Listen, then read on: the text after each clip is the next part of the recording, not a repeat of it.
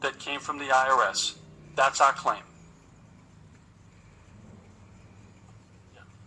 You have 2 minutes. Yep. If we could read our investigative process to you kind of in quick fashion, here's what we did.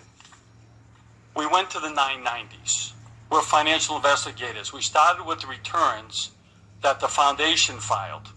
Not that we filed, not that you filed, that they filed. These were their revenue sources and their expenses. We attempted to reconcile all of those donations with expenses. The basis of our claim is we were unable to do that. Go ahead. On that note, we followed the money, so we made extensive spreadsheets of their revenues and expenses. We analyzed their income statements, and we did a macro review of all their donors, which it's a very barbelled sort of foundation. Less than 0.1% of the donors gave 80% of the money. So we followed the money. We further went and looked at consent decrees that were issued against the foundation by various states. We reviewed the responses from all the states in which they operated to specific questions about violations, consent decrees, or penalties that they may have paid to those states. We did an analysis of that. The results are quite shocking. In addition to that, we sourced contracts, MOUs, and interaction with foreign governments, including email exchanges between senior foundation executives and government officials. Additionally, we did a review of all their foreign offices, and we drew a spreadsheet comparing the Clinton Foundation with the Global Fund and PEPFAR. The results were stark. Our conclusions in the interest of time are this. Foreign agent. The foundation began acting as an agent of foreign governments early in its life and has continued doing so throughout its existence. As such, the foundation should have registered under FARA. Ultimately, the foundation and its auditors acknowledged this fact and conceded in formal submissions that it did operate as an agent. Therefore, the foundation is not entitled to 501c3 tax-exempt privileges as outlined in IRS 170C2. Misrepresentations.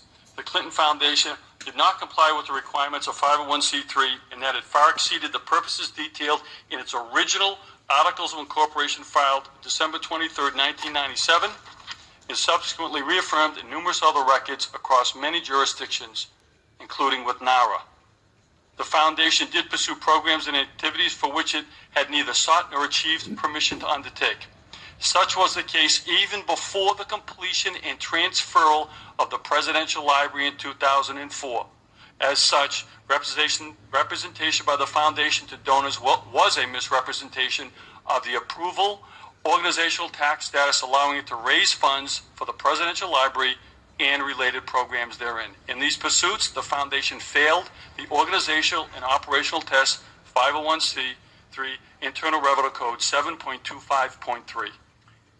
Additionally, the intentional misuse of donated public funds.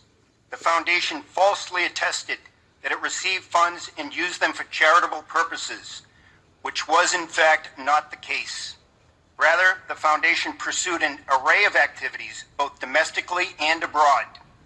Some may be deemed philanthropic, albeit unimproved, while others, much larger in scope, are properly characterized as profit-oriented and taxable undertakings of private enterprise, again failing the operational tests for philanthropy referenced above.